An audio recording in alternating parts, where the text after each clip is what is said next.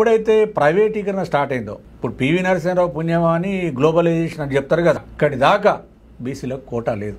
అందుకే ఇవాళ మన కేంద్ర ప్రభుత్వంలో కనుక మన బీసీల ప్రజెంట్ రిప్రజెంటేషన్ కోటా చూసినట్లయితే 21% మాత్రమే ఉంది ఎంప్లాయీస్. అది కూడా అటెండర్ నుంచి ఐఏఎస్ అధికారి దాకా, అటెండర్ నుంచి ఐఏఎస్ అధికారి దాకా లెక్క తీస్తే 21% మాత్రమే ఉన్నది. నేను చెప్తున్నది కాదు, ప్రభుత్వం చెప్తున్నటువంటి లెక్క, గవర్నమెంట్ డేటా చెప్తున్నాను. అయితే ఈ మండల్ కమిషన్ తీర్పులో 9 మంది రాజ్యాంగ ధర్మాసనం ఏం చెప్పిందంటే, సోషల్ అండ్ ఎడ్యుకేషనల్ బ్యాక్వర్డ్ క్లాసెస్కు కేంద్ర ప్రభుత్వ ఉద్యోగాలలో ఈ ఓబీసీ రిజర్వేషన్ 27% ఇవ్వచ్చు అంటే ఇవ్వచ్చు అని చెప్పింది. చెప్తూ ఏం చెప్పిందంటే, ఈ రిజర్వేషన్లు అనేది కులాల పరంగా ఇచ్చినవి కాదు, తరగతుల పరంగా వర్గాల పరంగా ఇచ్చిన రిజర్వేషన్ కాబట్టి ఆయా తరగతులలో ఆ కులాలలో ఎవరైతే సోషల్లీ అడ్వాన్స్డ్ పర్సన్స్ అంటే సామాజికంగా వృద్ధి చెందిన వాళ్ళు ఎవరైనా ఉన్నట్లయితే దాని మీద క్రిమిలేరు ఎక్స్పర్ట్ కమిటీ వేయమని చెప్పింది. High level expert committee India లెవెల్లో కమిటీ వేసి 3 నెలల్లో వాళ్ళని నిర్ధారించి వాళ్ళను రిజర్వేషన్ నుంచి తొలగించి మిగతా బీసీ వాళ్లకు రిజర్వేషన్ అమలు చేయాలని చెప్పింది. అందుకే అక్కడ క్రిమిలేర్ సమస్య, ఎందుకంటే జస్టిస్ రామనందన్ అనేది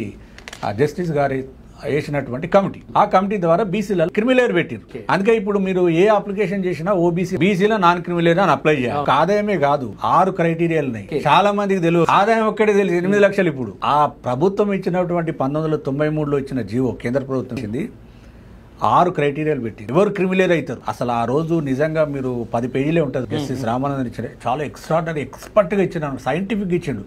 ఒక పర్సన్ క్రిమిలేరా కాదా అంటే మీ యొక్క తల్లిదండ్రి చూడమంటాడు, మీది కాదు. Okay, person it self IAS అధికారి అయినా అతను నాన్ క్రిమిలేరే, వాళ్ళ తల్లిదండ్రులు చూడాలని చెప్తున్నాడు. ఎందుకంటే ఒక మనిషి యొక్క సమాజంలో గుర్తింపు, సామాజిక హోదా ఎప్పుడు పెరుగుతుందంటే తల్లిదండ్రుల యొక్క స్టేటస్ని బట్టి కానీ తల్లిదండ్రుల యొక్క ఆదాయాన్ని బట్టే పెరుగుతుందని చాలా సైంటిఫిక్గా ఇచ్చినటువంటి తీర్పు, అది రిపోర్ట్.